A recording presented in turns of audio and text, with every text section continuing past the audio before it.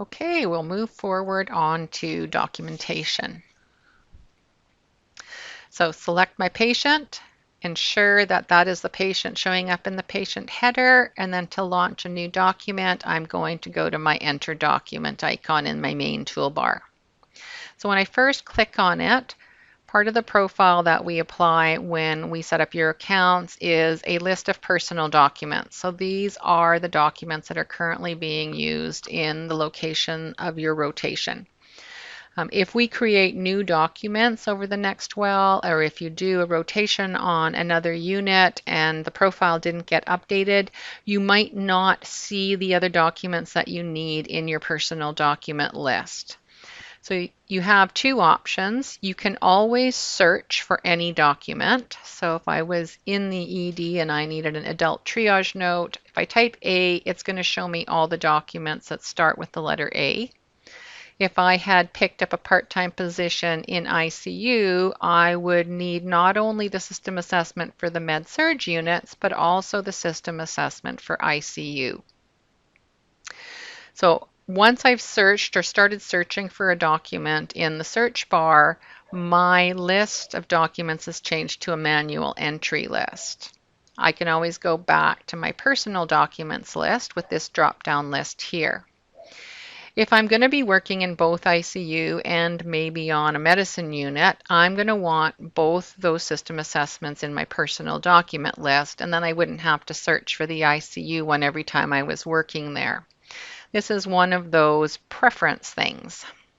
So now I'll go up to my File menu, Preferences, Document Entry, and there's those two columns again, all the documents that we currently have in use and the ones that are on my personal list. So if I want to add the System Assessment ICU, select it on the left, add it to the right, close, and now that has become part of my personal documents list.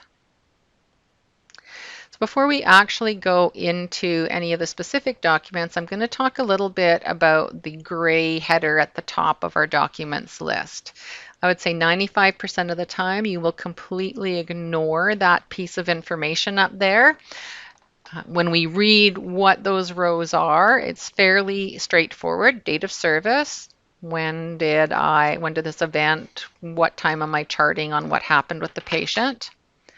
The authored date, is it now or is it a different date? Who is the author of the document, me or someone else? And do we need a co-signer? So a couple of times when you actually would need to edit the information in the top of this box. Sometimes we have a system failure, and sometimes somebody can't get logged onto the computer and eHealth isn't able to fix it in a timely manner. If the computers are down, if you can't get logged in and you have to do charting and the computers aren't available, we revert back to our old-fashioned paper charting. When the system's back up, though, we like to get that information back into the computer. We will retain the paper chart notes on the paper chart, but we will also like to have it in the computer so that all of the notes are in one place. So we don't want to be like missing a gap in the electronic chart and then only have a small piece of it in the paper chart. So generally, if somebody has to chart on paper for whatever reason, then you would chart on the paper chart, you would make a photocopy of it and put it on a clipboard by the unit clerk's desk, and then there's a little fill-out sheet there to write in what patient, what time, what chart note, and why it was charted on paper. And then when the system's up, we will try and get it back in. Now the person, you might be off for 2 weeks when the system comes up and that might be sitting on the clipboard there to get re-entered. So we're not limited to only re-entering our own chart notes. We can enter chart notes on behalf of another person. It is rare that our whole computer system goes down, but it has happened on a couple of occasions. One time when we do an upgrade, we have to turn the system off during the time of the upgrade.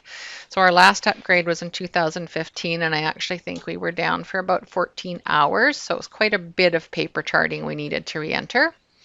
One time we had a power outage where the backup generator didn't kick on, so we were down for a few hours then. And of course, we have our upcoming upgrade coming up towards the end of May. So generally, we try to do as much of that upgrading in the quietest hours as possible in a hospital. So what they have been doing with the other places they've upgraded is turning the system off at about 11 p.m. and going through the upgrade. And so far, they've been had it back online by 5 a.m. So between 11 p.m. and 5 a.m., any necessary charting would have to be done on paper. And sometimes when it comes back up at 5 a.m., there's enough time to actually get your own charting re-entered before the end of shift. But that will play out as it plays out on that night. So last time we had a downtime and it was longer and we had a lot of charting on paper, we actually just brought in some extra staff for an afternoon to go into the computer training room and re-enter chart notes into the system. So we're going to pretend that that's who we are today. We're extra staff entering documentation. So I've got a pile of paper chart notes sitting beside me. One of them is a progress note, and I'm going to enter this in. So the date of service, we're going to say the computer system went down on April 17th. So that means the date of service when this paper charting was done, it was April 17th. And the progress note says it was charted at 0900. So when was it authored? Well, as long as it was written on a note in the paper chart or a note in the computer, that is considered authored. So I'm not authoring it now. I'm just basically copying it into the electronic chart. So it was authored the day the chart note was written on the 17th. Was I the author of the note? No, I am here entering the information for somebody else. I need to search for other.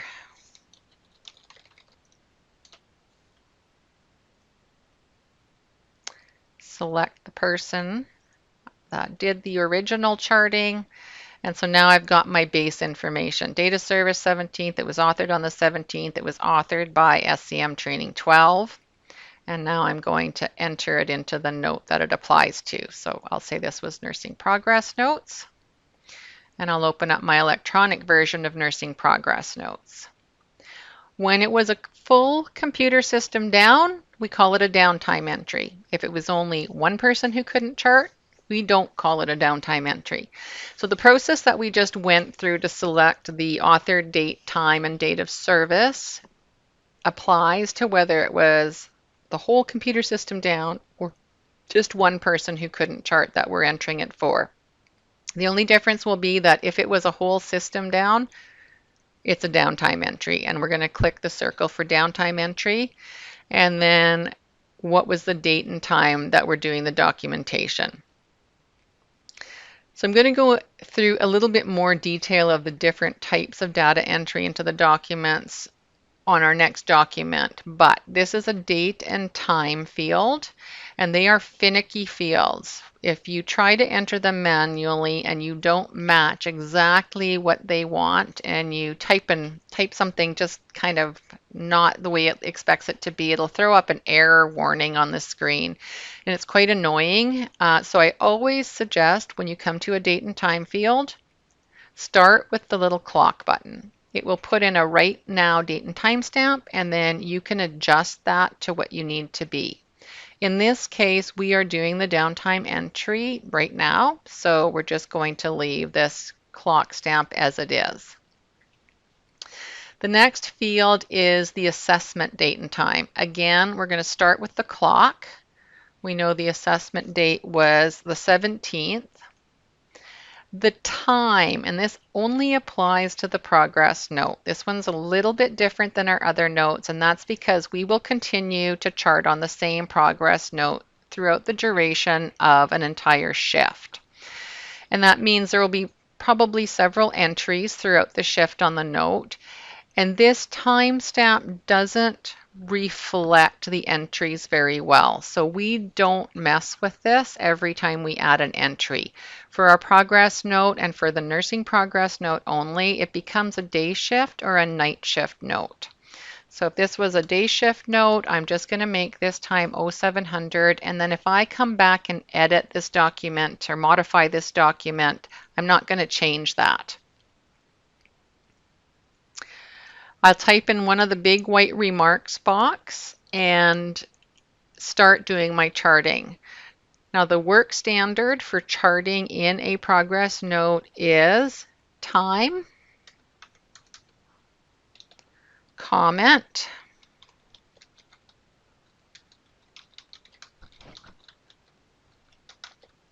and signature. First initial, full last name, except it's not mine because I have to put the person that actually signed the charting, and designation. So first initial, full last name, designation. There is spell checker inside the system. Anything underlined in red, you can right click and you'll have the options to correct it. So work standard for charting in progress notes, the time, the statement, your signature. Once I've done my charting, I'm going to save it. Every time you save any charting, you are required to put your computer password in, and that's just to authenticate and verify that the same person who is logged into SCM is the same person doing the charting.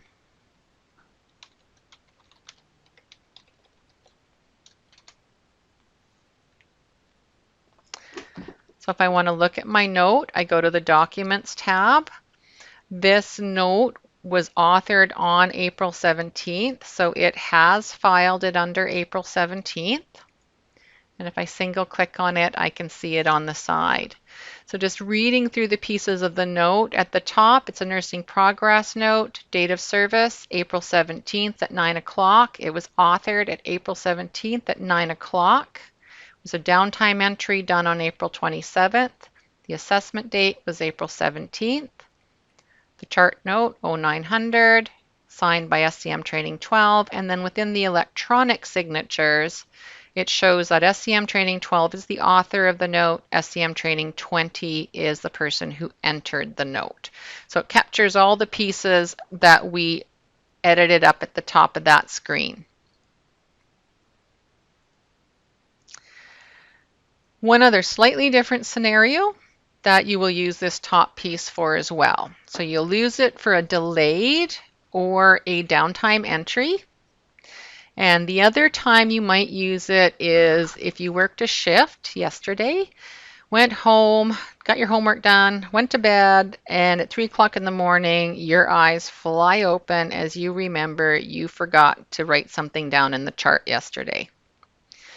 So when you're back the next day, you talk to your clinical coordinator or manager and you say, ooh, like I didn't chart this, is this important? And after discussion, it's determined that yes, you probably should document that in the chart. So in that case, date of service, when did the event happen? Yesterday. When was it authored? Hasn't ever been authored yet, so that would just be left as now. Who's the author? Yeah, it's me, and that gets left the same as well. And then you would go ahead and continue with your chart note.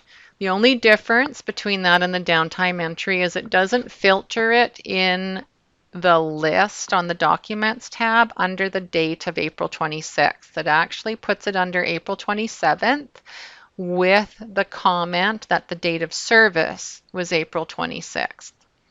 So the registration or the governing bodies like the SRNA have said that if something has not previously been charted, we do not want to file it chronologically back in the chart. If it's the first time it's charted, it should be at the top of all the notes. So that's why it doesn't get filed back under April 26th. We acknowledge that the date of service was done on April 26th, but the documentation was done on April 27th.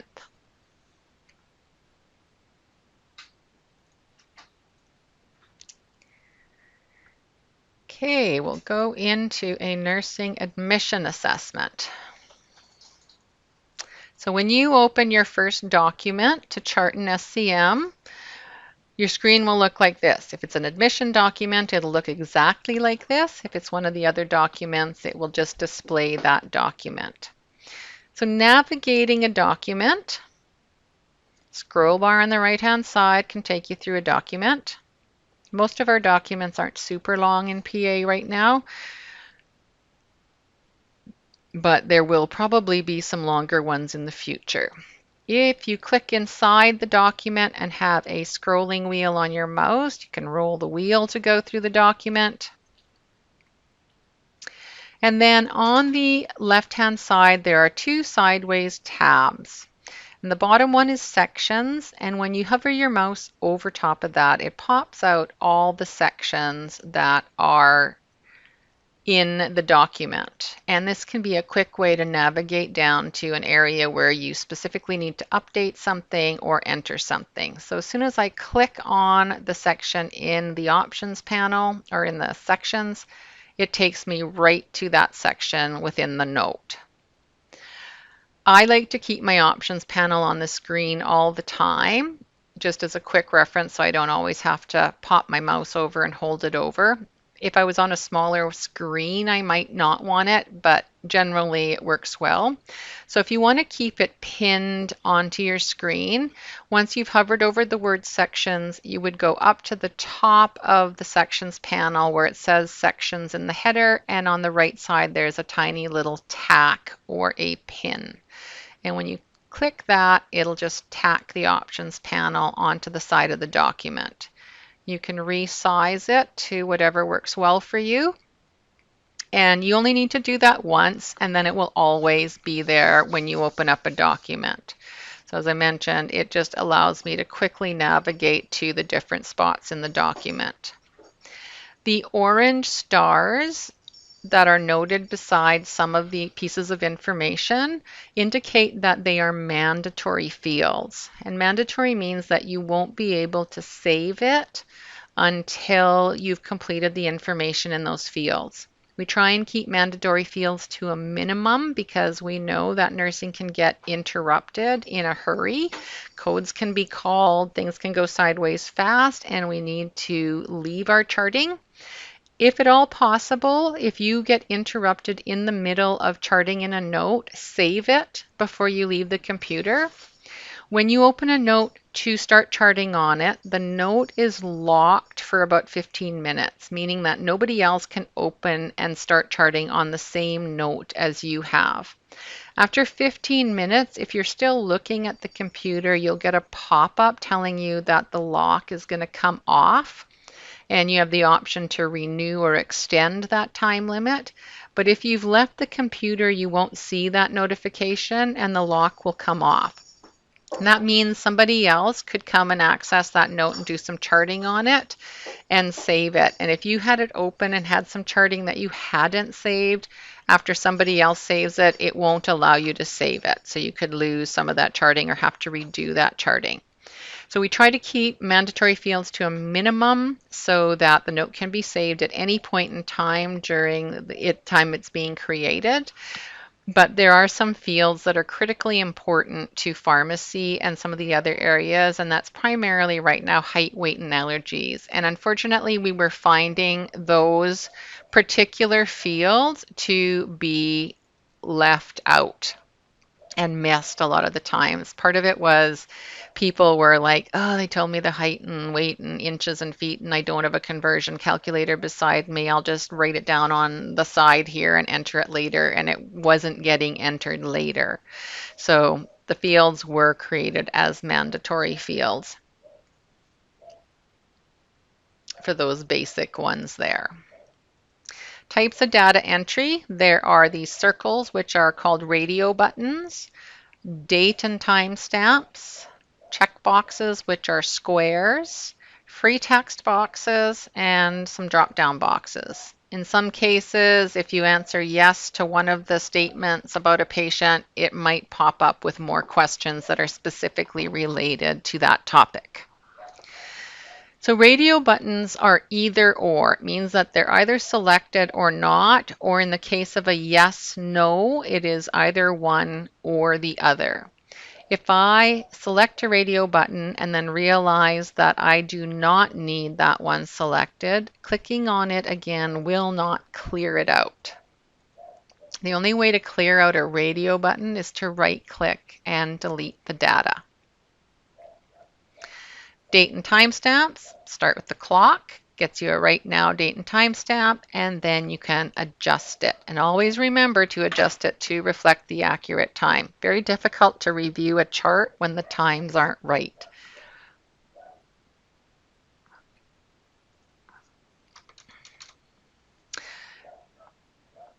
In the nursing admission, there are two date and timestamp boxes. The first one says, when is the assessment date and time?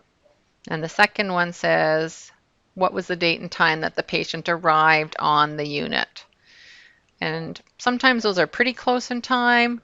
Sometimes they're not so close. They can be up on the unit and it can be a while before we actually get in to do the admission assessment.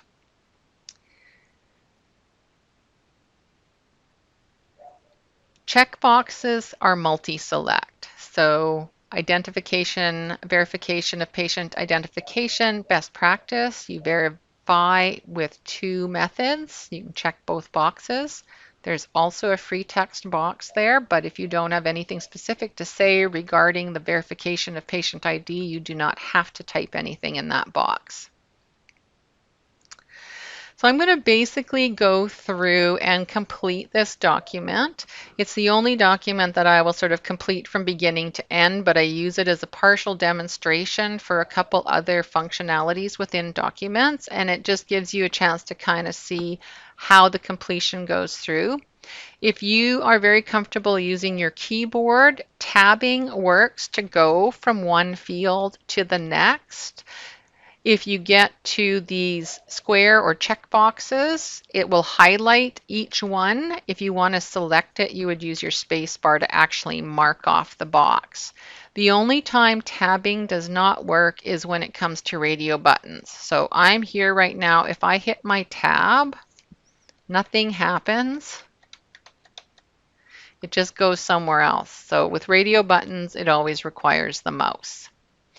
So I'm going to work through the document. I will make a couple comments along the way as I'm working through it. And if you have any questions along the way, feel free to ask.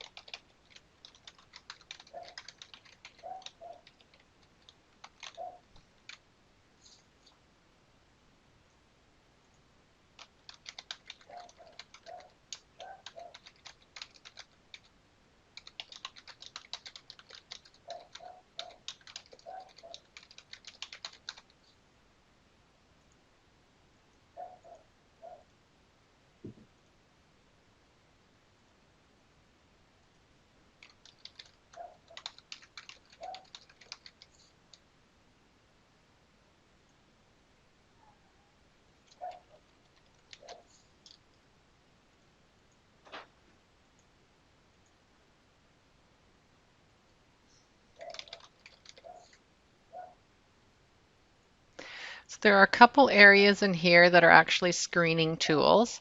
This section under nutrition, there are questions that will alert dietary. So when we were reviewing the status board, we were looking at the what we called all beds view, and that's the view the nurses are using right now.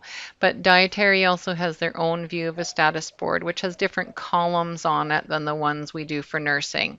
Same thing for pharmacy. They have a status board that has different columns. So they have columns of information that are mostly pertinent to them. So on the dietary board, there's a couple columns that will alert, depending on how you answer these questions, there will be color alerts for dietary indicating that this person has screened positive for a nutritional deficit or a nutrition alert, as well as if they have a wound present on admission. So that flags to dietary that they may need some specific nutrition, and then dietary would make arrangements to see them sooner rather than later. Dietary is also flagged if these questions are skipped and not asked on the admission.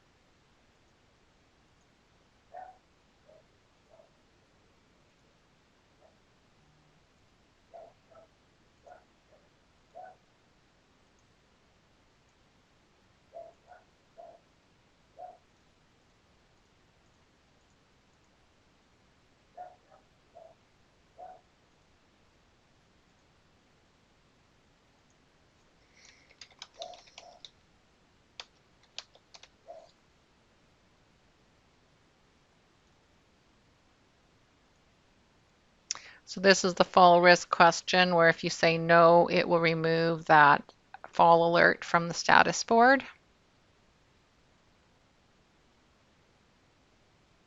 And then the suicide screen is also built in, and depending on how these questions are answered, they will actually alert the ACAP or PCC with a color alert on their status column, just indicating that this person has triggered positive on the suicide screen so that they can also go and do assessment sooner rather than later. Down at the bottom here, these two questions, we refer to them as ACAP trigger questions. So it means that they are questions we asked that identify if we need to involve the ACAP department right away, right from the beginning of admission. There's actually 5 questions to the ACAP trigger questions. Only 2 of them are on our nursing admission. So that is still completed on paper. But the alert you'll see, so if I am asked, am I receiving home care? And I say yes, immediately you'll be a notice that pops up to please contact ACAP. Because if this patient's in the hospital, there needs to be additional communication made with the home care department and maybe additional planning for discharge as well. So this doesn't automatically send a referral or notify ACAP. It's just a notice to remind you that you need to let them know if patient answered yes to this question. And once I'm done, I'm going to save it. It requires me to enter my password again.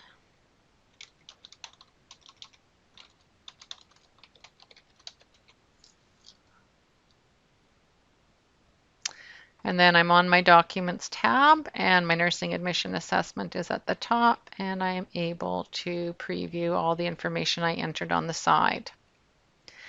Now, if I hadn't been able to complete it all at one time, the patient had too much pain, they became nauseated, too tired, I had to leave to go do something else, my shift ended, somebody else has to come finish it, or the patient just presented me with some additional information that he didn't have initially when we completed the admission. So if I want to add or change anything to any document that's already been started, I need to modify it. So two ways to modify it. There's an icon in your tab toolbar that says modify, or you can just right click on the document and select modify. It reopens the document and then you can do your modifications.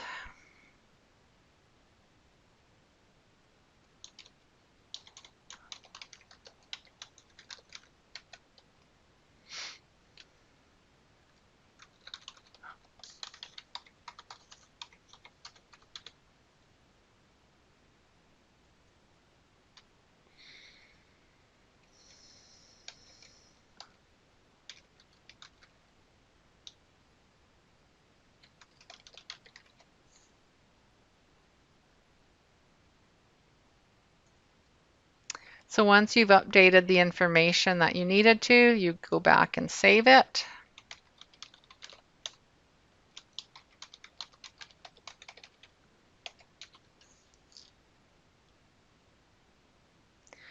And when you're reviewing it over here, so I've updated the contact information, I updated the pharmacy information, that's all showing up properly. I added eczema to the past medical history, so that has all updated just exactly as I entered it.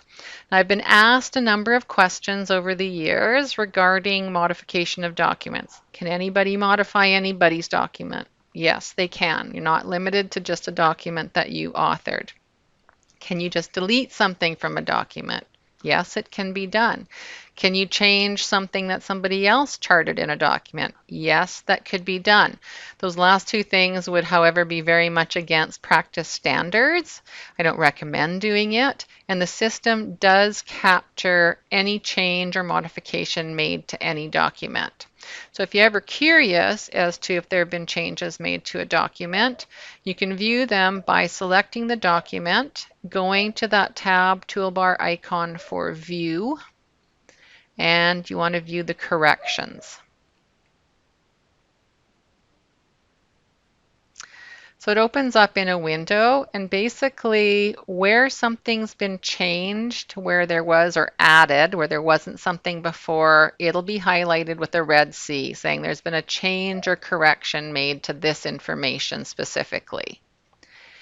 If there already was information already in the chart, it will strike out in red what was previously there and replace it with what is there now. If you scroll down a bit farther, you will come to a place where there is a row of stars going across the page. Basically, below that row of stars is the original version of the document. Above that row of stars is a snapshot of the changes to the document that were made at this time of modification. So it's easily identified that this was the time the document was created, edited, and this is who edited it. If somebody else goes in and modifies the document, it will create another snapshot indicating the additional changes that were made on that next modification. So yes, anybody can modify anybody's document. Yes, things could be deleted. Yes, things could be changed.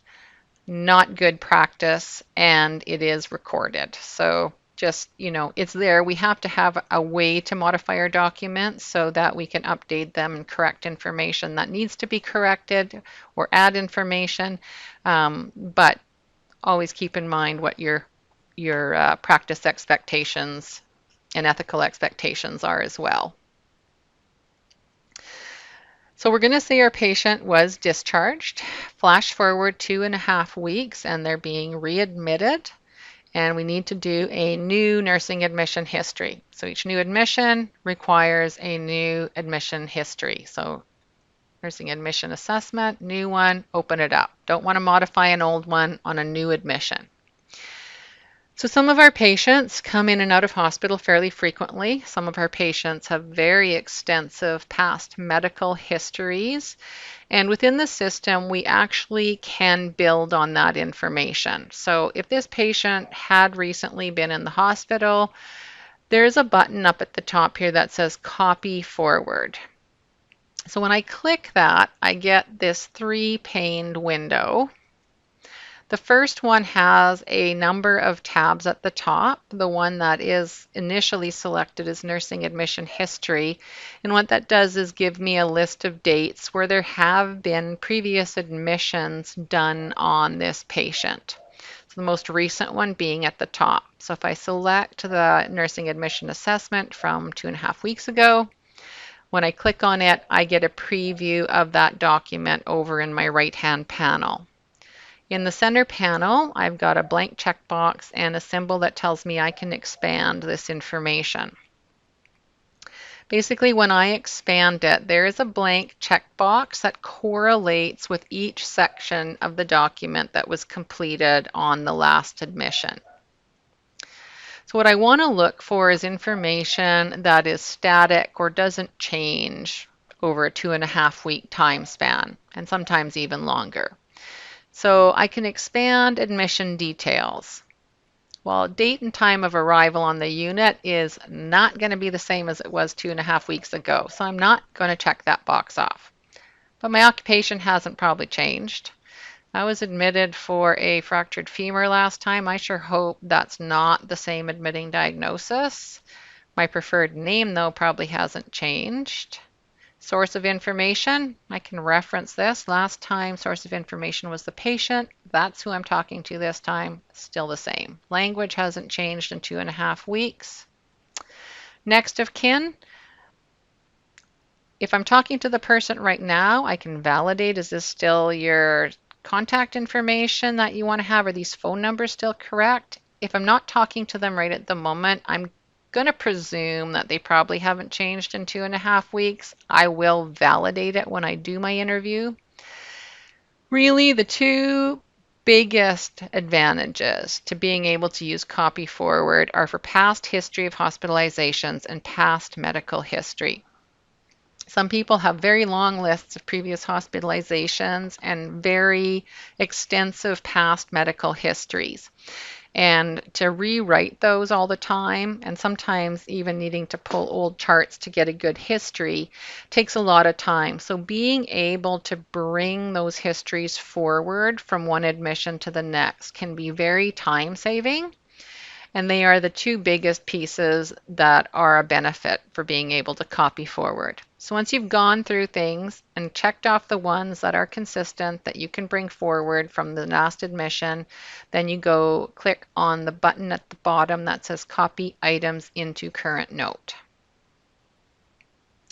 So it brings forward all those pieces that I had checked off.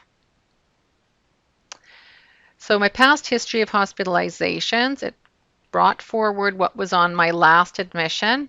I do have to remember that I also was just in the hospital 2.5 weeks ago for a fractured femur.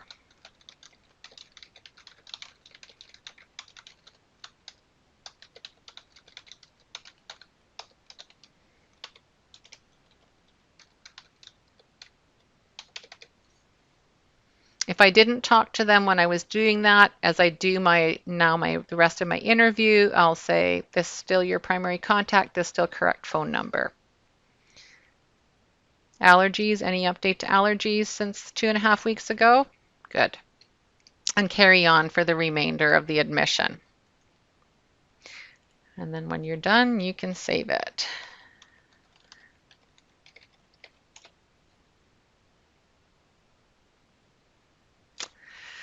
So I have two nursing admission assessments showing in my list because I had just created this new one, which we were saying was 2.5 weeks later. But now I just realized that I did my charting on the incorrect patient. So what do I do with the document if I realize I saved it on the wrong chart? So first thing you want to do is print it. There is no copy and paste or copy forward when it comes to charting on two different patients. So you want to print it so you've got that copy to copy your information into the correct chart instead of having to re-interview the patient again. So to print a document, from this screen, there is absolutely no option to print. Won't find a printer button to print a document anywhere. Printing always has to be done by a double click. And you can print your document. So the printer icon is at the top left corner. Once I've printed it, I'm going to take my mouse right down to the bottom left corner, and there's a piece of paper with a red X on it, which is my cancel icon. So I click on that, I get a warning that says, you cancel it, you cannot get it back. Can't be retrieved, can't be reinstated, it's done. And why do you want to cancel it? So most often it's because we have entered it on the incorrect patient. A reason can be free texted in as well. And once it's canceled, it creates a struck out document. It actually doesn't wipe it right out of the chart. It is retained in the record, but it's struck out and indicating that it doesn't belong to that record. If I want to know why a document is struck out, I can right click on it and view the status history. And then I can see, okay, it was entered here, complete, oh, canceled. Why was it canceled? Entered on the incorrect patient. So again, the system basically follows through all the pieces. And like you said, you've got all the information about who the author was, etc., up at the top. So we have gone through how to do a downtime or delayed entry, how to do a late entry from a previous date where the date of service and the date of authoring the document are different, how to create a new document, how to modify the document, how to view the corrections on a document, how to copy forward information from one document to the next, how to print a document, and how to cancel a document. So that's sort of the broad overview of document functions. Any questions from anybody this far?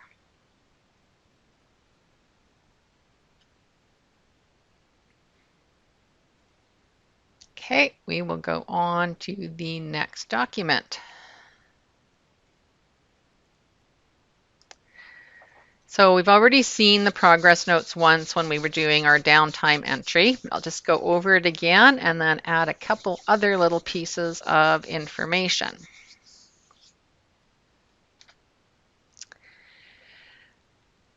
So not a downtime entry. Assessment date and time. Remember that we start with the little clock, and that for the progress notes and progress notes only, because we're going to type our times into our field with our comment, we don't tweak this time other than to make it a day shift or night shift note. Once we click into the box, we put in our time.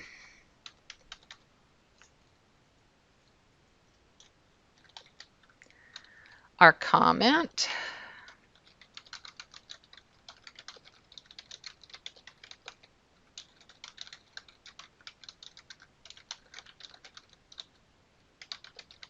And our signature, first initial, full last name, and designation.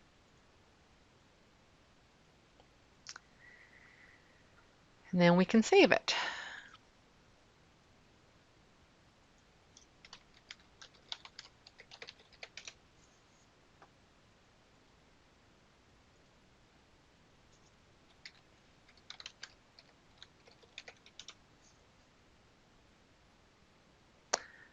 And then our progress note is up at the top. So the statement that I'm going to show you another preference now, because the sentence that I typed there, patient complained of headache.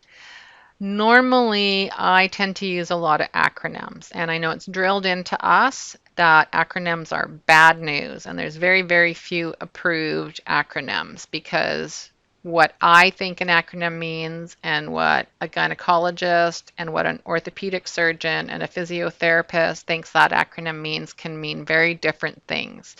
So it can be very dangerous to chart with acronyms. or any other short version of charting. But when we do so much writing and typing, it becomes kind of second nature, and especially since the world of texting, we have a lot of acronyms we use for a lot of things. So within SCM, you can actually build an acronym dictionary. So going back up to our preferences in our file menu, we're going to go to acronym expansion. So I already have a fairly well-built dictionary that I've been working on over the last few days. But if I want to add an acronym, I would go to add, and if it's a word that I know I tend to type frequently in short form, I can then put what I would normally type in short form and then type out how I want it to show up in the long form. Say OK, and it is now part of my list. The acronyms itself are case sensitive. So in the case where I have the two letters PT, I've got a small p, small t, and when I type that, it's going to type out or spell the word patient. I've got a capital P, small t, and when I type that, it is going to do patient with a capital P. I've got a capital P, capital T, and when I type that, it's going to put out the word physiotherapy. So when just two letters, you can have several combinations. In the case where I have the acronym of IT, if I typed IT, that spells the word it. And sometimes I would want the word it to just be it. So I can't have it saying or putting out information technology every time I type the word it. So to prevent that, if it's a common word or you want to separate it from other acronyms, you just put a dot in front of it. So when I type dot it will put out the word information technology. When I type it without a dot, it will just keep it as the word it. I've built one for my signature at the end of my chart notes. So I can just type BB with two capitals and it will put my whole signature in. So acronyms can be quite handy. You also aren't left only to your own devices to think up acronyms. You can look at any acronym that any other user in our SCM system has made.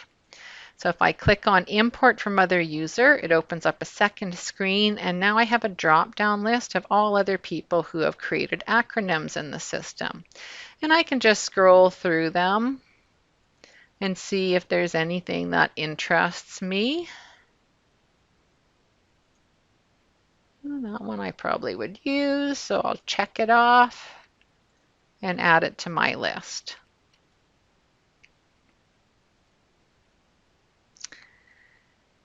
Then if I go back into my nursing progress notes,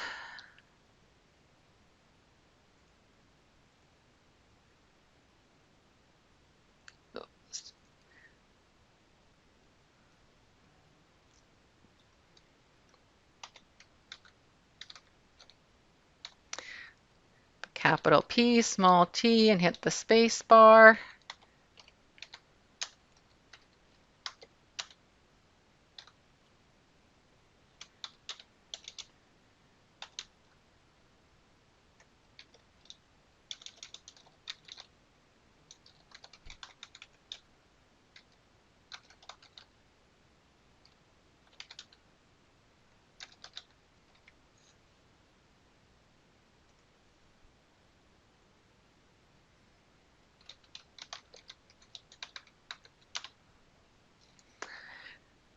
So if I was doing some charting and during my charting I realized that there was a word I was typing as an acronym that I hadn't noticed I was doing or hadn't thought of before, right during my charting,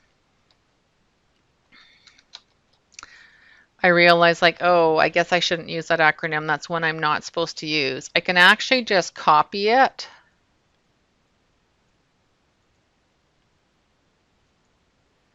Acronym expansion has a shortcut right at the top of my document. I can click on it, add it,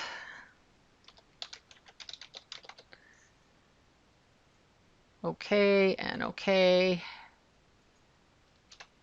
And then as soon as I hit the space bar, it adds that word in. So just can be quite a handy little tool. You just have to take the time to build it or have someone build it and everybody else checks off the boxes and copies them or imports them from the other user.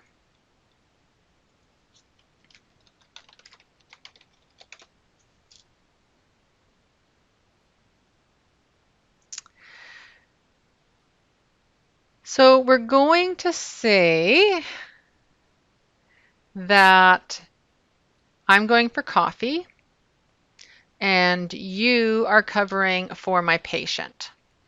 You're covering my patient while I go for coffee. And no sooner has the elevator doors closed when you hear a crash. You head into the room, patient's sitting on the floor in a pile of ice cubes, trying to reach their water jug, slid off the bed, spilt everything. Did not get hurt, but you still need to document that they had a fall. So this isn't your own patient. This is my patient. So that patient's not going to be on your personal list of patients. So if you need to chart on a patient that's not on your personal list of patients, you need to return to the level list and select the patient that you need to chart on. That was my patient.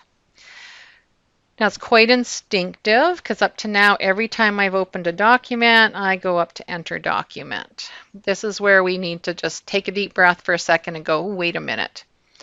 It's already like 1 o'clock in the afternoon. Maybe somebody already started this document on this patient. And we only want one per shift. So one progress note per shift. Nursing admission, we only make one of those anyways. System assessment is point in time, so generally there's only one of those. Our nursing daily care, we need to edit that one quite a bit. So we always want to check and see if there already was one started for our shift before we automatically click on enter document and start a new one. If you were charting on paper progress notes, you would not take a new sheet of paper every time that you added something to the notes. You would keep charting on the same piece of paper till it's full. Same kind of thing with electronic notes.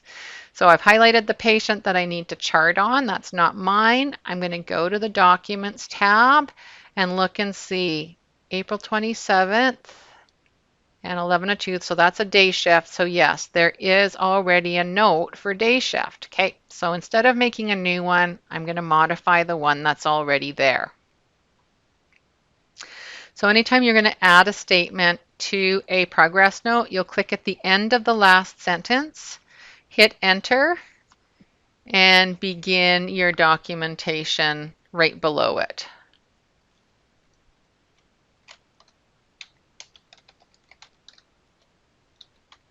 Time.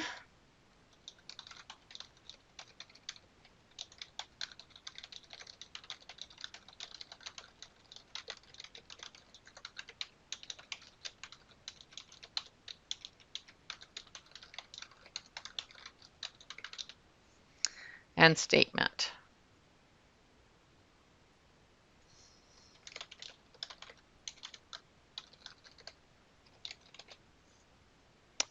And then you would save it. Sometimes when you go to modify a document, this save button will be grayed out and it won't look like you can save the document. If you do experience that, just click anywhere else on the screen and it will activate the save button.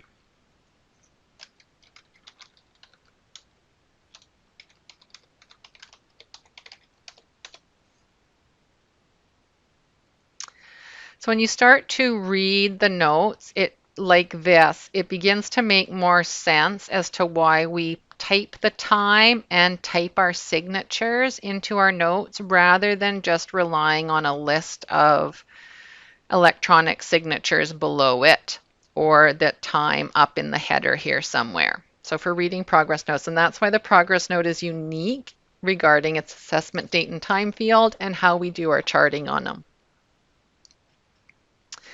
So I'm going to open up to modify once more and talk about two things that are just unique to the progress note as well. One is a late entry. So when we talked about making a delayed entry on a note from a different date, we noted how we changed the date of service when we did our charting or before we opened our note. When the charting is on the same date, so I always generally say there's kind of two types of delayed or late charting for nursing. One looks this way. You get out of report at 7:20 in the morning, and when you get out, everything just is kind of crazy on the floor. There's one patient who is in extreme pain, one is throwing up, one has to get ready for surgery, one's dressing is falling off. And it just is kind of helter-skelter, and you don't really get to a computer till 10:30 to do any of that documentation. And you open up your progress note, and nobody else has started one, and nobody else has charted anything. And you have something to chart from 0700, from 9 o'clock and 10:30. So when I'm charting that on my note, I'm not going to document every one of those as a delayed entry. I'm going to do 0700, chart and sign.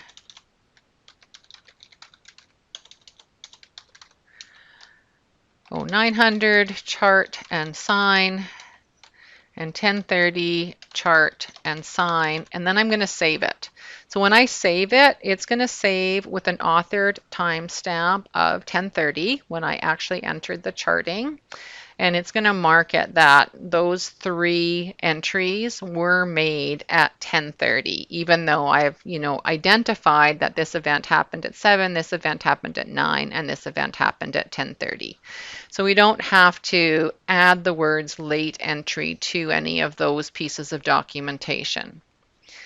The second thing that can happen is I was busy and I didn't get to do some charting till a little bit later, and I have something to chart from 7:30, but other people have already charted before me. Because this is the same document that I'm going to be reading and it's today's document, I can put it in the chronologically correct spot on the note. So I can move this down so that I can put my 7:30 up at the top.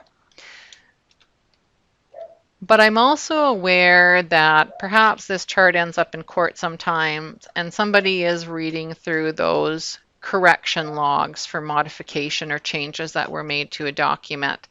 So I know that when they look at that, they're going to see that I've rearranged the timeline of when things are happening. So I want to leave my reason for rearranging it, not so that it doesn't look like I was maybe trying to hide something at that point. So I'll put my time in, and then I actually will identify it as a late entry because I've moved the times around to fit this one into the correct spot. And then make my comment.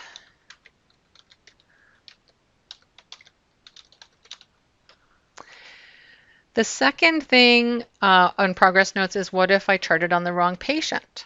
And what if it's not the whole note that's charted on the wrong patient, but just one of the pieces, one of the entries is on the wrong patient? So we wouldn't want to actually delete the whole note because then we'd have to find the other people who had charted on it and try and get them to re-enter their information. Or ourselves, because maybe we had several entries on a note and only one of them was on the wrong patient. So if you've charted one entry on the wrong patient, and we're going to say that our 8 o'clock entry was on the wrong patient, you're going to leave your time, highlight your statement, and leave your signature. We're going to remove the statement, but we're going to replace it with why we deleted it for the same reason as we marked the other late entry, so that if somebody is reviewing the corrections or changes of a document in the future and they can see something was deleted, they also know why it was deleted.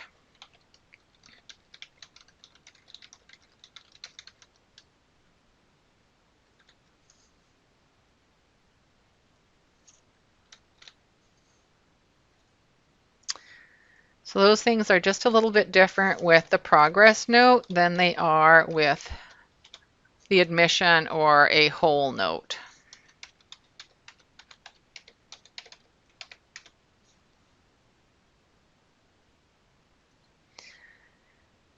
Any questions on progress notes?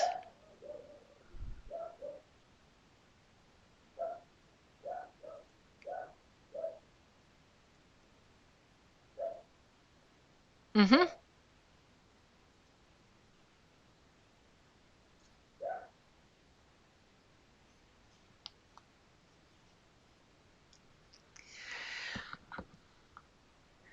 Not really. It's really been a struggle, kind of as who's responsible for what, right? Just because when I teach it, I teach some of those things, and it's because I have a nursing background, and when I was initially training in class, those were questions that always got asked. Ultimately, my job's supposed to just be to teach you the computer piece of it, and it would be the responsibility of the clinical people to teach sort of those things on charting and stuff, but it's never been clearly defined really well. um, yeah, so I always say it's kind of a unit, because sometimes even for some of the other things, units have different ways of approaching them um, between each other. But charting's charting. But yeah, I know, and that's a hard one because I know even with staff nurses, it gets forgotten as to how to do it sometimes. So work standards would be fantastic. I just know that their charting is never high on the priority of work standards, even when it was just paper.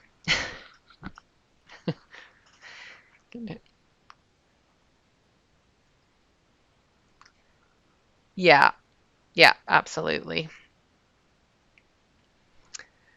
Thanks. All right, moving on to the system assessment. So the system assessment is pretty straightforward. Basically, still have your downtime entry, still have your assessment date and time. System assessments are a once a day assessment of the patient's condition at this point in time. So the assessment date and time should reflect the actual date and time. Verification of ID, that's the same. And then it breaks it down into the system assessments. So CNS, CVS, integumentary, respiratory, GI, EENT. First system, CNS, the first thing you see is big bold letters, normal assessment equals. And then it describes a normal assessment. Alert, up ad lib, calm, orientated to person, place, and times. Follows commands, clear speech, no pain, sensation intact. If that's your patient and they are not out of scope on any of those statements, you're going to click within normal limits and move on to the next system. Anything below that statement is the exception. So when you go below, if you're going to enter anything below on a system, it has to be a within normal limits except, and then you want to document the exceptions in the section below. For CNS, no pain is one of the normals. And if my patient has pain, I click within normal limits except, and then when I look below here, nothing references pain. And part of the reason is we made a change when we created the electronic document. On the paper document, pain documentation falls under the CNS system. It's a really, really tiny little spot and does not give an adequate room to describe the pain a patient has. So when we created the electronic version, pain was actually broken out into a separate assessment pocket. And in your sections panel, it's actually down at the bottom. So if I was doing my CNS and my patient had pain, I would select within normal limits except, and this is a personal, so it's not something, but I would just say see pain assessment. And then I would go down to pain. And pain is down at the bottom here, and it just allows you to more detailed be able to describe the pain the patient is experiencing rather than just a small spot within the system itself. So basically, when I'm in my GI/GU, if I say within normal limits, and then I'm reading through this, oh, bowel sounds, I better put bowel sounds times 4. No, that's normal. So we said within normal limits. If we want to chart below here, then it's within normal limits except, and its bell sounds are sluggish, bell sounds are hyperactive, bell sounds are tympanic. So we want to chart the abnormals. The normals are in the statement at the top. So the Braden scale assessment is built into the system assessment, so it will be done every shift. Gives you a screenshot of actually the Braden scale assessment paper-based piece, and then it breaks it out into an electronic version of the assessment. So when you select the items that match your assessment of your patient, it automatically does up the score. Then below that, you can click on one of the correlating risk factors, and it will actually give you the care plan that correlates with that Braden score. So turning, type of bed, a mattress that should be used, and other risk factors. The system assessment also includes 2 places where we have the option to chart by art. And that's my own coined term. So one is the integumentary, and this one actually was developed with Quality because they were doing chart reviews on critical incidents relating to pressure ulcers, and they were really struggling to find historical documentation on the integumentary assessment or skin. So when you see the image, you click on it and it pops out in a separate window, which is like a little paint program. For the integumentary system, the legend is actually right inside the picture, so it's a quick reference. The tools you have available, pen, brush, lasso, and then you can make it a fine, bold, colors. So generally, when I'm doing my skin assessment, I use the brush. I leave the pen size fine, and my color is going to change depending on what I need to document. So if I have a bruise I need to document, I need the color blue. So if it's just a small bruise on the shoulder, I can just put my mouse over it and click, and it'll just mark a spot there. If it is a larger bruise, I can hold the mouse down and draw. They had a bit of a rash, I changed to purple. And once I'm done marking my assessment, I say okay, and it just becomes part of the chart. The second place where there is an option to chart by art is with your abnormal breath sounds.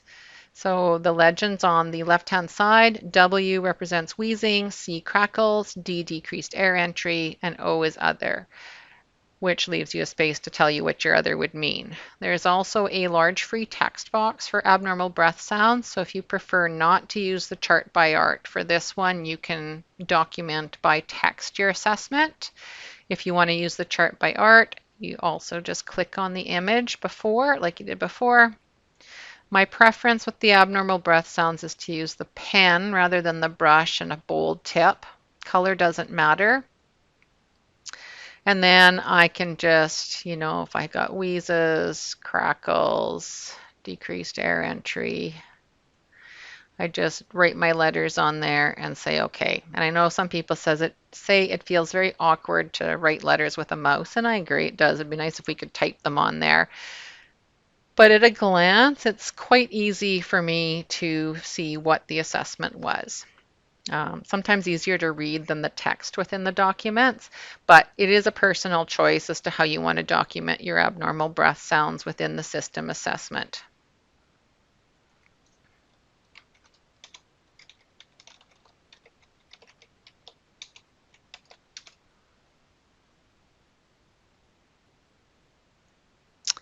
And then the system assessment has been added to the list. So we're going to pop back and take a peek at the status board now that we have done a few notes on the document. So we've got Phoebe Buffet here. We still don't have a code status because we have not charted that. We haven't done the nursing daily care document yet. We do have TLR, which was updated from our admission And we have an isolation status that also was updated when we did the admission. If we pop over to the clinical summary, we'll see that most of these blocks contain information now, which they didn't the first time we looked at it. So we've got our allergies that have come from our admission. We've got updated vital signs that we did on admission.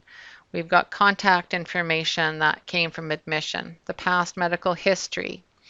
And just as an extra piece of information, anytime you can't read everything on the screen in front of you for in SCM, and that applies to columns on the status board or words in any text field, if you can't see it all, just put your mouse over it and it pops out with what I call a shadow box, which will put the full content in there. So it doesn't matter how long it is, it'll pop out with that and display all the content.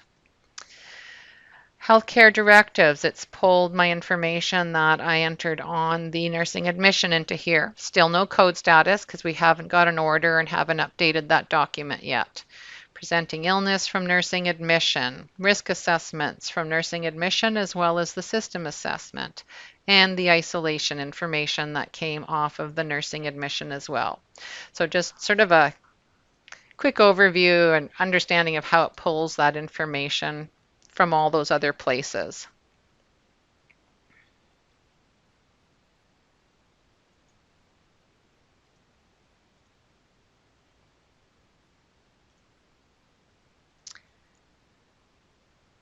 So we'll move on to the nursing daily care document.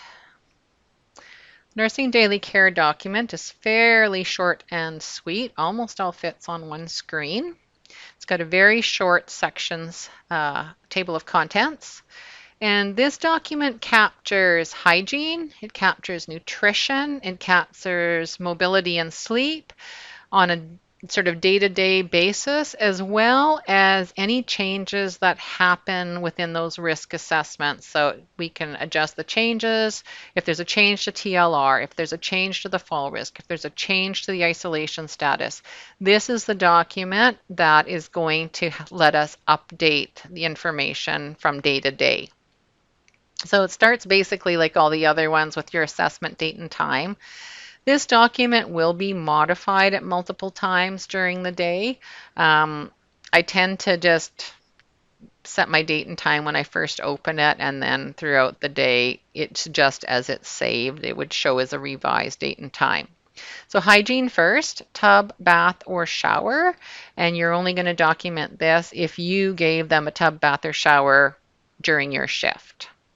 So if you did, then you're going to click on the little clock and you're going to adjust the time to reflect the time they actually had the bath, type of bath they had. Then to nutrition, so breakfast, lunch, supper, and HS snack, all the same document. They don't all happen at the same time. So breakfast, lunch, and supper means that we're going to need to modify this document throughout the day to update the patient information for the different meals. HS snack will actually be on a new document because that one will be on night shift. So night shift will start a new daily care document. Day shift will document the breakfast, lunch, and supper on the same document. Here's that code status, and this is the one where we need to have a doctor's order. So even though a patient may arrive at the hospital with a DNR or a living will on their chart, when they become an acute care patient, we need to get a doctor's order. Until we have the order, it would be in discussion, and then once we have the order, we would update this. And this is what then shows on our status boards. Sleep and mobilization, sleep and mobilization. We say therapies often comes to take a peek at this document before they go in to see their patients. Just because when they go in, say, oh, Mr. Smith, how's your walking been going? Have you been, getting up? Oh, Mr. Smith's like, oh yeah, I walked lots yesterday, walked around the hall twice. Meanwhile, you as the nurse are standing around the corner of the other curtain going, what? That is not what happened yesterday. Somebody's memory has failed. I had to basically drag him out of bed just to get him to walk to the bathroom. So just lets you put in sort of your baseline assessment of the patient's sleeping and their mobilization at the moment. TLR, so Fractured femur was bed rest yesterday, had surgery today, so still bed rest. 3 days later, though, they're probably going to be a 2-by-2 person side-by-side transfer. A couple days after that, probably a sit-stand list, and it will change. So when we have those situations, this is where we make the changes to the TLR. So has the ongoing TLR assessment been completed? And I think we have to, when we change it, we're supposed to do it over a period of time. Has the TLR logo been changed? Yes. Why was it changed? So it's, post-op recovery with physio changes. Fall risk. Okay, wasn't a fall risk when I was admitted, but maybe today lots of meds, so now I'm a fall risk again. So if I say yes, it also pops out with all the expected fall risk assessment or safety precautions, confirm the call bells in reach, remove tripping hazards, etc. This would also put the star back beside the patient's name on the status board. Selecting no will mean the star does not appear anymore. Isolation, got the COVID test results back. Not positive, don't need isolation. So isolation, not required. If I were to just carry on from here and save this and then go look at my status board would actually still show that I was on droplet contact precautions. Why? So the yes, no for isolation required actually doesn't trigger any changes on the status board. It's only the isolation type row that makes changes to the status board. So if I, in a previous note, had checked off droplet contact plus, that's going to stay there until I click something different. So if you go to your last option of your isolation type, you'll see it's discontinued. So discontinued is the only way to change an isolation from a specific kind to no isolation. Then at the very bottom, we've got hourly checks. There is a list of 7 things that are the hourly expectations when you do rounds that you have checked with your patient, and then blocks to check off those hourly checks. So 7 to 11, if I click that box, I have just confirmed that yes, I did these 7 checks between the hours of 7 and 11. And 11 to 15. So another reason this document has to be modified throughout the day, because we've got different time blocks for our checks and for our turning and positioning. 15 to 19. I've had the question come up that, hey, with students, we often leave the unit at 1700. We're not there to 1900 hours. How do I sign off on this? Staff says, well, the student nurse was responsible for the patient. Student nurse says, but I'm not there from 17 to 19. So our suggestion has basically been to use the free text box if you're leaving the unit prior to 1900, and just mark in your time that you did checks and put your initial in. And that way then staff can sign off on the remaining 2 hours. And this text, even though this looks like a little text box, it can hold a lot more words, and will display the words in the preview just on the screen. It's been kept small. And turning and positioning is basically the same thing. 4-hour blocks, turn and position as per the Braden scale. And once we're done, we save it.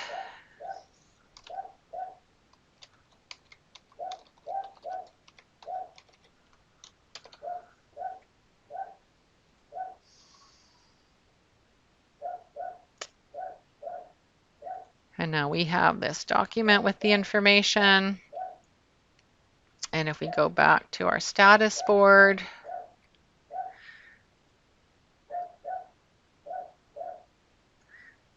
Phoebe now has her code status. Her isolation is listed as discontinued, and she has noted a date when she had her last bath. So that document provides the updates to sort of quite a few things, and still no fall star because I selected no for not a fall risk.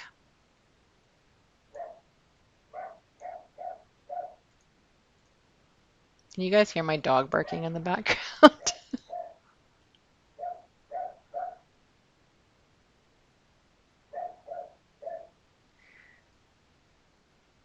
Okay. I apologize. I sit here and I'm like, oh man, driving me nuts. But now my hands are tied. I don't know what's going on outside. I'll hear all kinds of noisy stuff. So it's driving her bonkers, whatever it is. All right, flow sheets. So flow sheets have columns. And when we look at the options panel, this chart, last 3 days, that's what shows on my screen.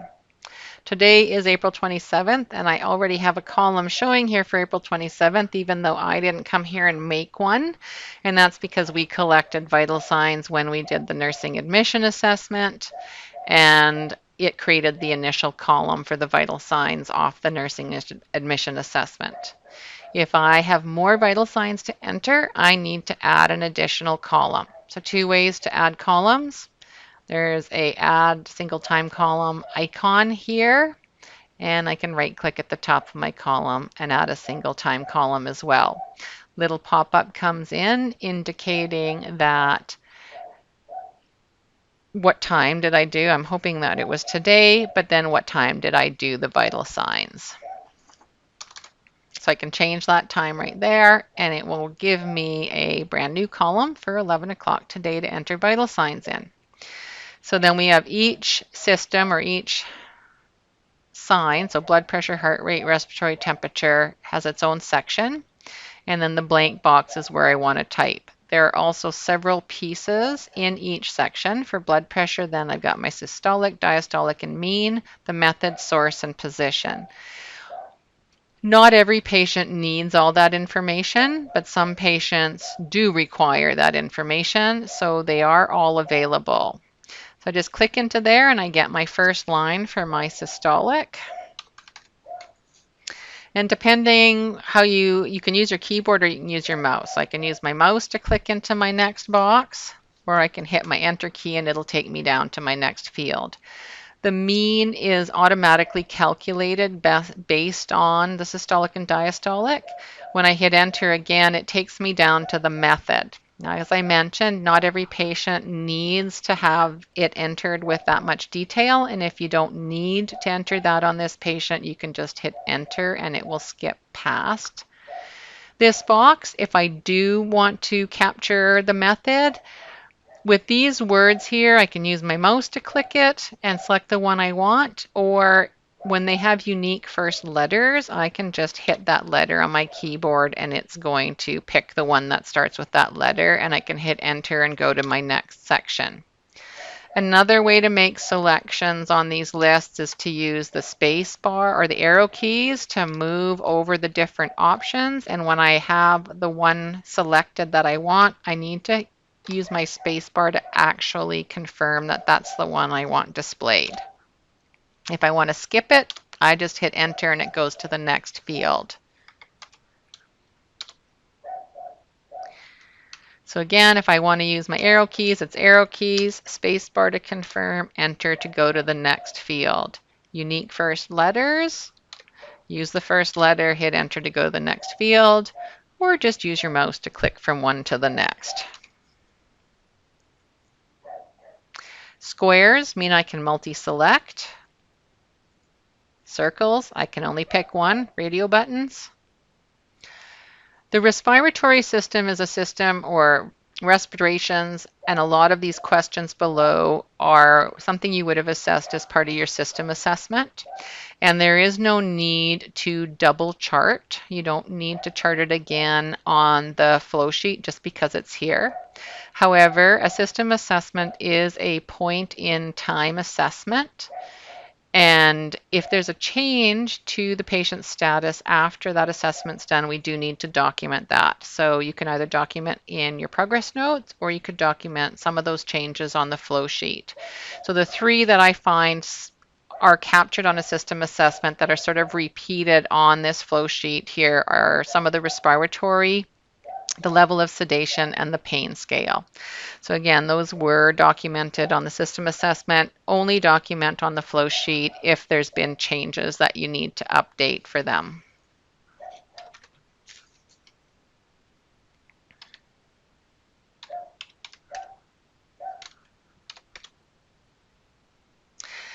The blood glucose line is here because we do have a spot to capture blood glucose on the nursing admission, and this gives it a spot to be displayed. But on the unit, when we're regularly monitoring somebody's blood glucose, we're still doing those on paper. So we wouldn't do sort of the day-to-day blood glucose monitoring in this field.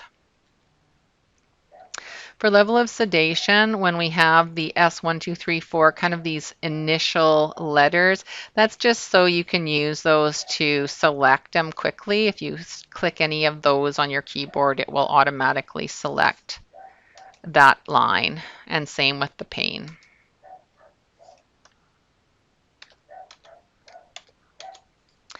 This little treatment window that pops up is actually specifically linked to the bowel movement row. So it's not treatment for anything else other than bowel movement, and it's just meant as a quick comment so that somebody looking at the vital signs sheet either knows what needs to happen or what kind of regular routine this person is on.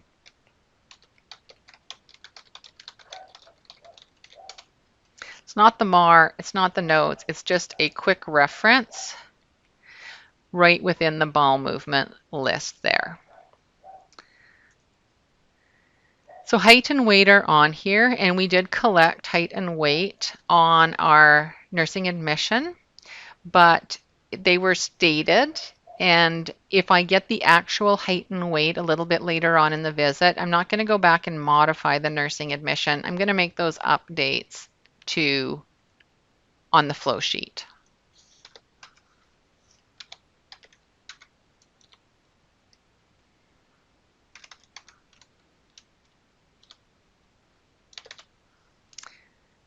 And then you have available any other measurements that you might need to collect, abdominal girth and all the limb circumferences as well, if that is something we're monitoring.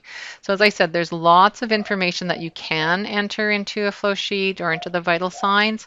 Not all of it's necessary or required for every patient. So enter what you need to enter. So you'll notice in these blue headers, over each section, it says in brackets, contains unsaved data. That means that you've entered information and you haven't saved it yet. If I try to navigate away from this document, I'll get a pop-up saying, warning, unsaved data is present. Do I want to return and save or delete it? So I want to return. For our documents, the save button was down in the bottom right corner. For flow sheets, it's up at the top. So when I click save, nothing exciting happens. I actually don't have to put in my username or password, but if I go back and look at these blue headers, I'll see that it no longer says contains unsaved data, so I know it's been saved. If I need to make some modifications on the information I put in here, if I realize that it was the left arm that I typed it on, not the right one, I can go in here and I can delete some of the cell data. So I want to delete the source because it wasn't the right arm, it was the left arm. So I'll delete it, then I'll change it to my left arm, and then you'll notice that it says contains unsaved data again. So I'm going to save it. Now I get a little red C in the box, much like we did when we viewed the corrections on our nursing notes, indicating that there's been a change made to this field. If I want to know what that was, I can right-click and go to Show History. And then it lists each time an entry was made on that, and then I can see that it was changed from right arm to left arm. I can add a note or a comment to any of my fields within one of the set rows.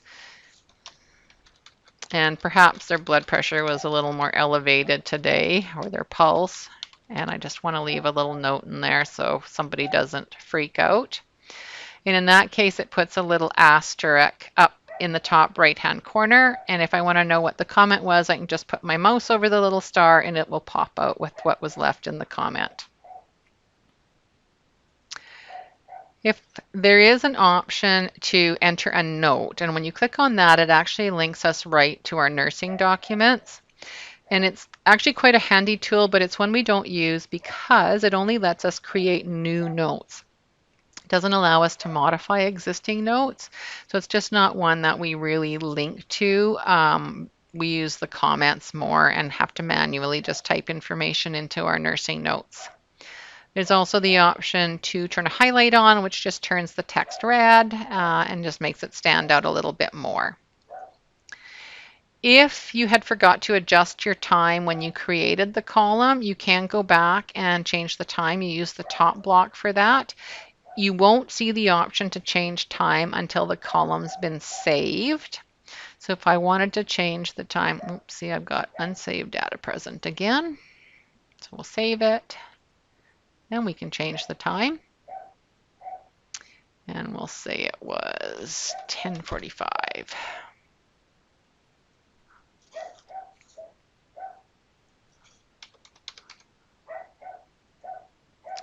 So when you do that, it actually deletes the 11 o'clock column and creates a 10:45 column with all the information that you had entered. These canceled columns don't stay displayed on the board. As soon as I refresh the screen, those canceled ones are gone. If I ever want to do a look back on canceled information, there is an option under filters to show canceled columns. And when I do that, then I can see any columns that have been canceled at some point. So another way to view vital signs is in a graph format. And to switch to my graph format, I'm going to go to the green block for display format and move to the graph view. So this is what I initially get when I click on the graph view. And for the graph options panel, there's a few different options. So your viewing style can be color, 3D, or monochrome. Font size, if you have actually words or numbers on the screen, can be small, medium, or large. Your decimal and your different types of plotting methods. You can add the grid lines. And you can opt to show the data labels. This is where you could have a large font so you could actually see the numbers. I find this plotting method very difficult to read. When we used to chart on paper, each of these graph segments would represent a time that I took the vital signs. In the electronic graph, it works more by date range, so it like lumps a bunch of them all together, and I find it really hard to actually be useful. So personal preference and something you can play with, but I like to change my vital sign graph to a bar graph. With or without grid lines, with or without labels, depending. So the legends up at the top, if I want to focus on any one, if I just want to look at what's happening with the temperature, I can just hover over temperature and then I can see the changes that have happened with temperature. Same thing works if I do it from within the graph itself. If I just pick a column to hover over, it filters down, I can see what it is in the legend, and then I can focus more in on what the changes were for that particular results. Going back to my flow sheet view, you'll notice that beside each of these labels, there's a checkbox, and it's checked off for blood pressure, heart rate, respiratory, and temperature. That is how it decides what it's going to show you on the graph. So if I don't want to graph any of those,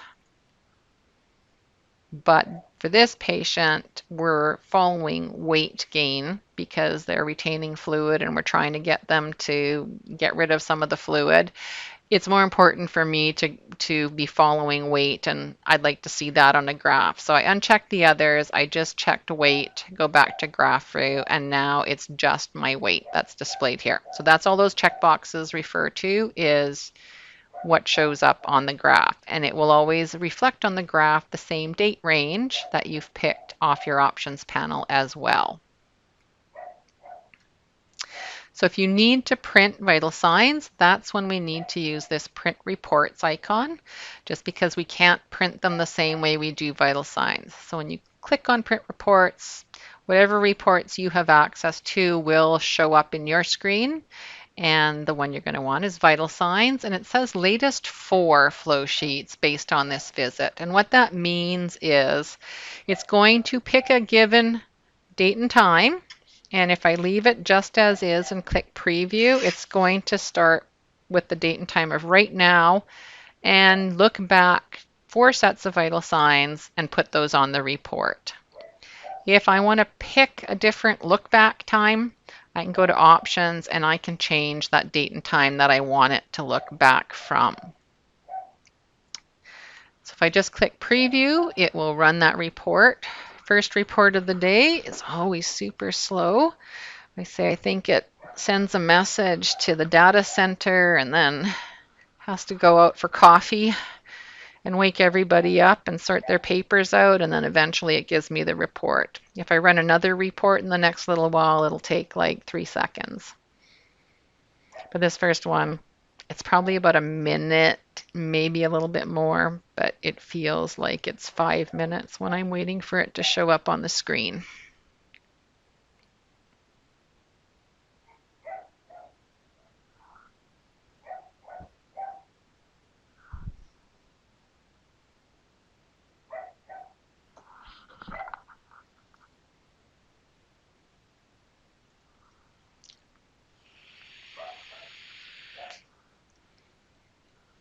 Debbie!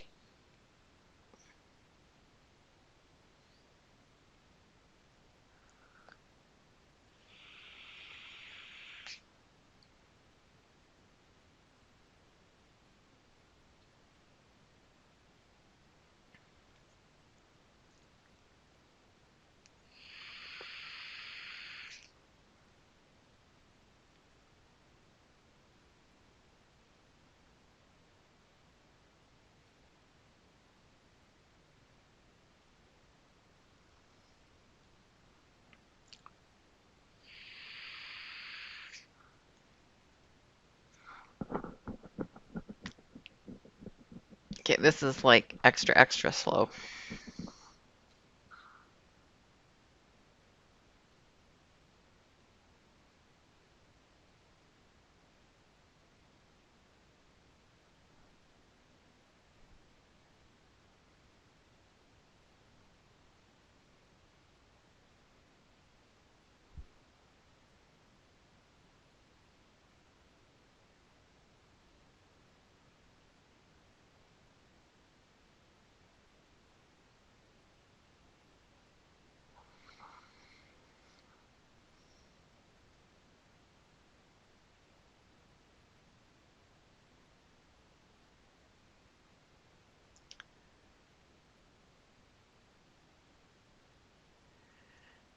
There we go.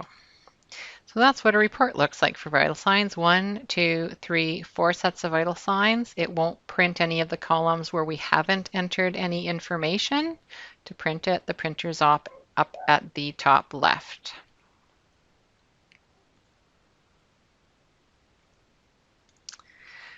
Any flow sheets that we do have are listed at the bottom here. We can toggle to the other flow sheet here. So input and output.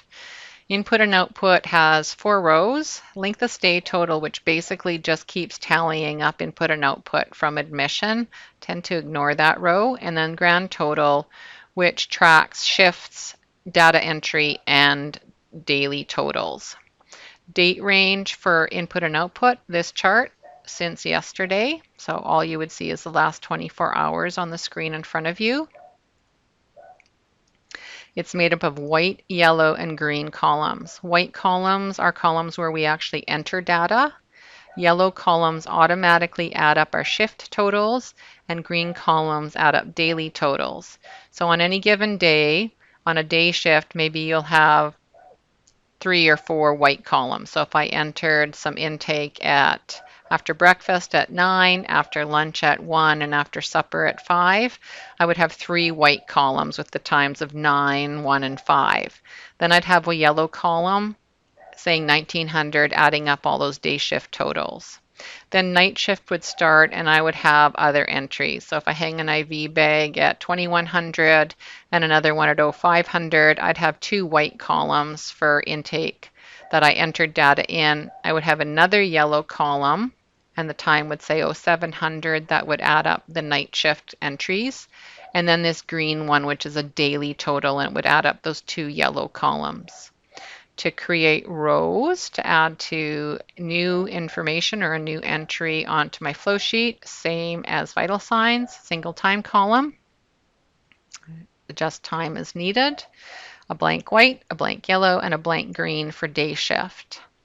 My options to add intake and output are on the two rows below.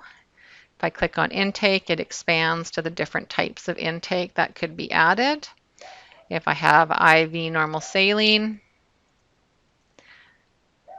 make sure you're adding it into the correct date and time column. And I generally collapse each row as I go through it just because there's too many rows on here.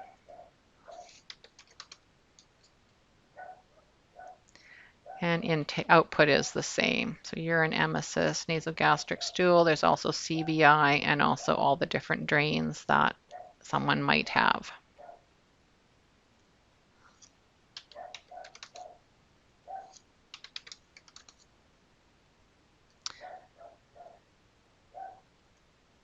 Same thing when I'm done. Contains unsaved data, contains unsaved data. Save it at the top there. No longer says contains unsaved data. And these just keep tallying. So intake, output, and my net difference for that entry and for my 24-hour net difference. So I can always have, I can have multiple whites. I'll have one yellow per shift and then a green per 24 hours.